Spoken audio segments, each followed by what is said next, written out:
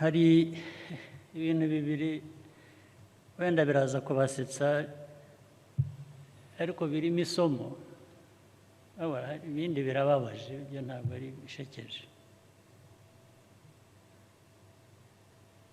Icya mbere, njye nk'umwana muto, ikintu nahigiye kandi nkigiye umuryango,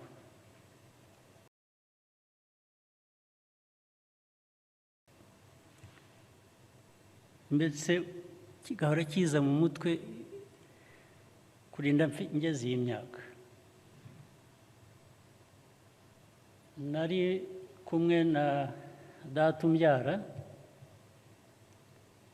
yagiye gusura abantu b'impunzi bandi hirya aho twari dutuye.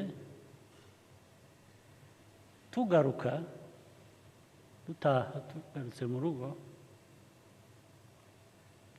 dusanga ahantu hari abahigi abatora barahigaga, bazaga kuko twari mu mashyamba, kaza bahiga, bategaga ibintu ubutimba, babyita iki mu Kinyarwanda? Nets. Hari irindi jambo ry'Ikinyarwanda? Ubutimba ni ntabwo numva. Inshundura yari imitego ariko y'imigozi, imitego y'imigozi, noneho bagahinda inyamaswa zikagenda zigategwa n'aya migozi, zikagwamo, imigozi ikazihambira, bakaza. So tugenda tunyuraho dusanga aho abahigi bari, ndetse bavumbura inyamaswa iriruka, agasha gasimbuka ya migozi ntiyagafata, ariko ubwo amacumu mu kirere bashaka kugatera amacumu, noneho kabisimbuka kiruka kajya mu kampu aho twaganaga. So data icyo gihe arambwira, turareba aka kanyamaswa gacitse bariya abantu bagahigaga,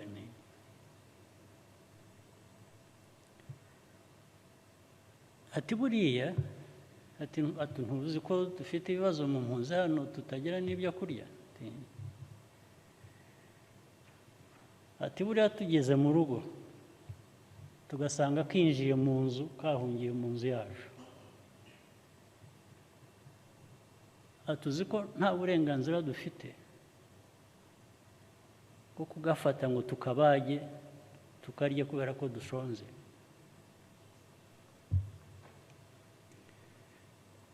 Nkamubaza nti kuki?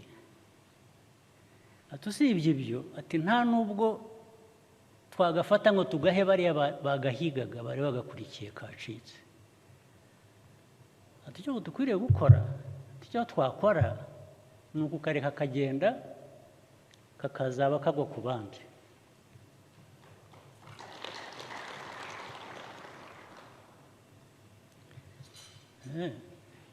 Buri gihe icyo kintu cyakomeza kukinza mu mutwe kugeza n'uyu munsi.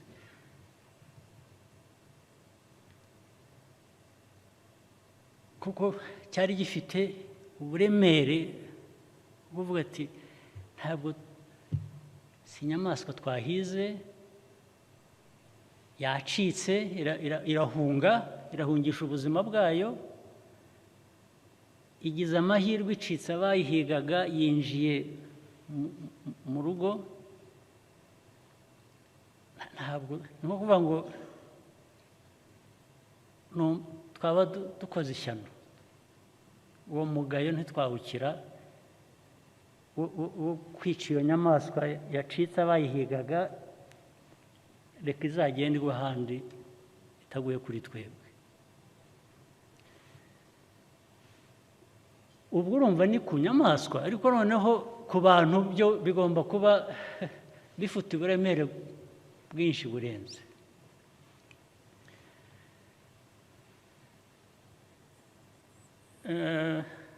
ubwo icyo gihe ubwo data wambwiraga ibyo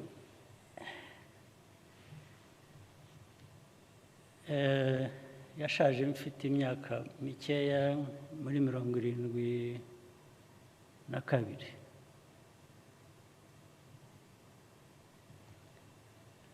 Ariko mu byamwishe nabyo sinzi ko harimo ndaza kubabwira sitore nyine nayishekeje we nta nubwo ari ukuvuga ko yari umunebwe cyangwa ngo ni iki. In fact ahenshi aho yagiye aba impunzi zatoraga abantu baziyobora iteka aho yabaga ari bamutoraga kuba umuyobozi wabo. Ariko byamwishe nubwo yagize uburwayi nk'uko abantu barwara bakagira, ariko bifite ahandi byakomotse. Aho byakomotse nicyo mu Cyongereza bakwita kuba broken. Impamvu ni iyi, hari bamwe babizi hano, mwigeze mwumva muzi ikintu bitaga cyangwa n'uburi ko bacyita sinzi abagifite ubu trafipro, murayizi? Trafipro mwarayumvise? Burya trafipro ni ya data, niwe wayubatse, niwe wayishinze muri 55. Amateka ni igitangaza, ufite n'ibipapuro byabo by'abantu b'icyo gihe nasinye iriho, ariko baje kuyimwambura muri aya mateka y'u Rwanda. Bamwe bayungukiyemo bayibonyemo baracyariho, bamwe barahari. Hari n'abo nagerageje kwegera ngo mbabaze n'ayo mateka bakampunga, ahubwo ntibashake kuyambwira, ariko hari n'abandi bayambwiye. Ariko harimo abantu bamwe mushobora kuba muzi, ubwo data amaze kuyishinga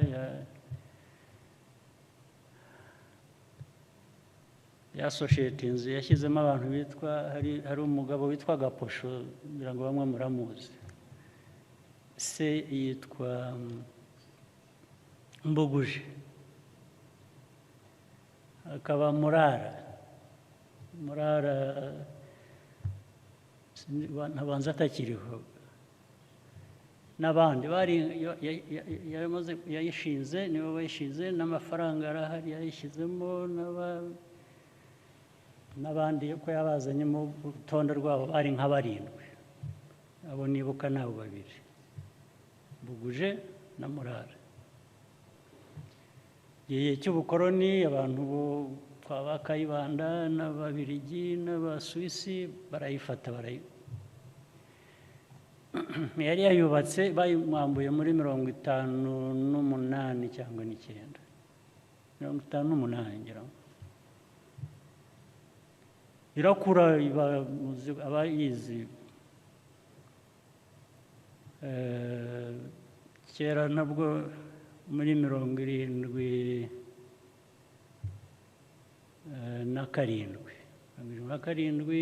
78 itangira, naje hano mu Rwanda njya mu iduka rimwe rya Trafipro, kubera ko aya mateka nayo narayumvise, gusa kureba ibirimo usanga baragurishamo ibintu byinshi, amakarayi, amabesene, amasabune, ibintu byose ngira ngo byagurishwagamo. So kuba yarakoraga nk'ibyo, hanyuma yacuruzaga n'ikawa, yacuruzaga ikawa ka exporting. So yari entrepreneur, yes, by any standard. Now, story rero nza kubagereraho ni iki. Ubwo turi mu mpunzi, and how he was broken. Yisanze mu buzima, mu mutwe we yumvaga ntacyo yagukorera kugira ngo bubemo, ahubwo yahitamo gupfa. What does it mean? Icyo bivuze ni iki? Mama we nawe ntabyo yari amenyereye, ariko yafashe isuka arahinga kugira ngo tubeho.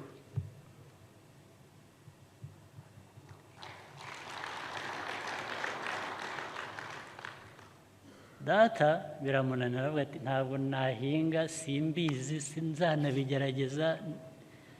Njyewe kwanza byabaga byabonetse yarabanzaga akareka twebwe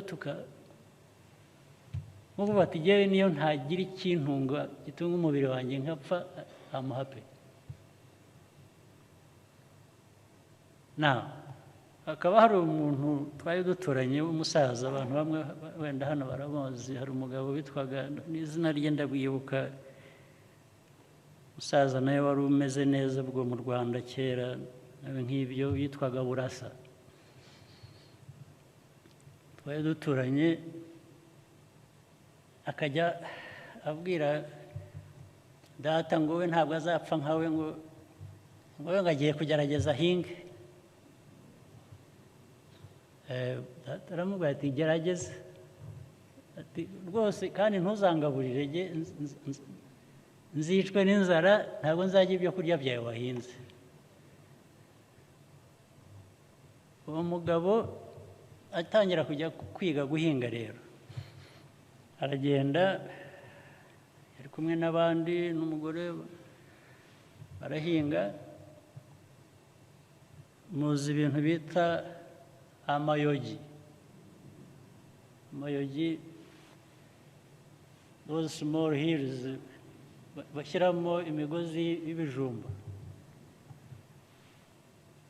We arahinga, amaguru ye ahagaze hamwe, ya mayogi aguma yirundaho ibutaka, hanyuma aza kunanirwa kuvamo rero.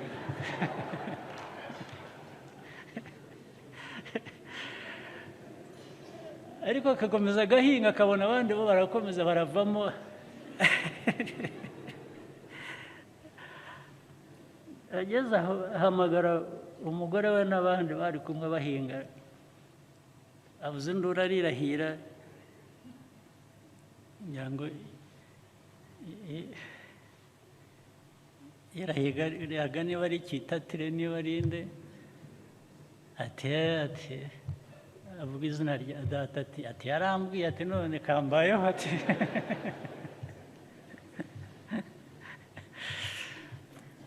so hagombye kujya abantu kujya kumuvanamo, kuko ntabwo yari azi kwavamo, yatabye amaguru ye yombi ageze hejuru y'amavi, yashyize amayogi. Bakababaza ati ariko mwe muvamo muti? So icyo gihe, then my father nibwo yamubwiraga ati ariko, ati nibi wambwiraga? Ati sinabwiye ko ibyo kurya byawe ntabirya. Ati se ubu hari ibizera aha ngaha waheze, keretse niba ari wowe uzeramo, kuko ni wowe. So ariko we rwose gave up, ubwo ko ntabyo azakora. And I think in the end bigomba kuba byaragize effect. Ibi byose ndabivugira iki cyangwa icyatumye mbibabwira ni iki? Mu buzima bw'umuntu, mu buzima bw'umuryango, mu buzima bw'igihugu,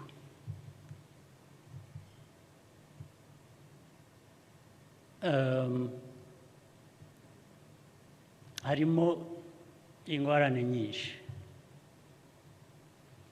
Wahitamo guhangana nazo, ukora ibishoboka byose n'ibyo utari uzi n'ibyo utigeze n'ibyo wenda bikakugeza ku wundi munsi ku kindi gihe bigatuma ugera ku bindi cyangwa se bishobora no gutuma ukora ibibi bidakwiye wenda niyo byakurengereza iminsi byakurenza iminsi imbere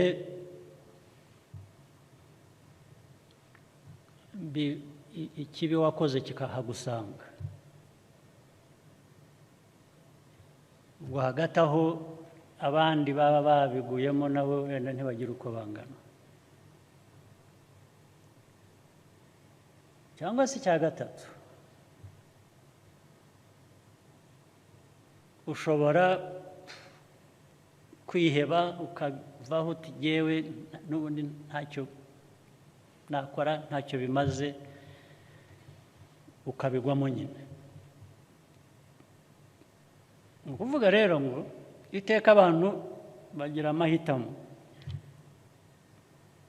buri gihe buri mwaka buri myaka 3 buri 5 buri 10 buri y'ubuzima bwacu twese tugira ibyo duhura nabyo bikujegeza bigatuma uvuga utari ko ibi nahangana nabyo nte nabinyuramo nte ndetse bitari ibyo gusa nkigirira akamaro ariko nkaba nakabagirira n'umuryango cyangwa n'abandi mu buzima bw'amahitamo iteka ngomba guhitamo nicyo rero iteka kenshi mbwira abantu uburyo bwiza bwo guhitamo ntabwo ari ugutegereza ukubwira ukubaza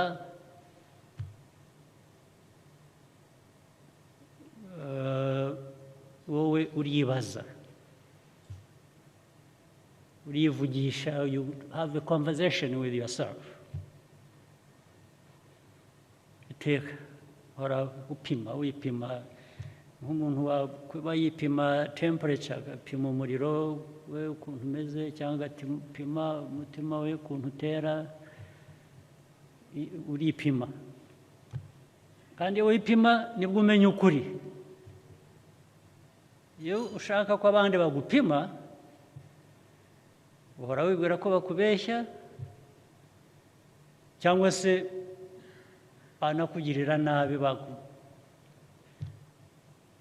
cyangwa se bituma n'umuntu avuga atari ku wowe urambwira kuki urinde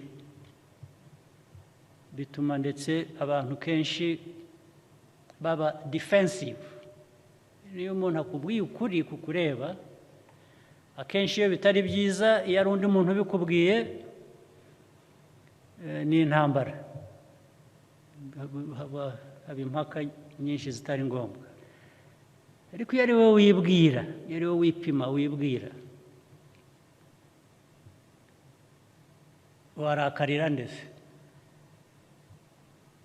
atari wowe ibyo rero bikavamo ko ushobora guhitamo kubikosora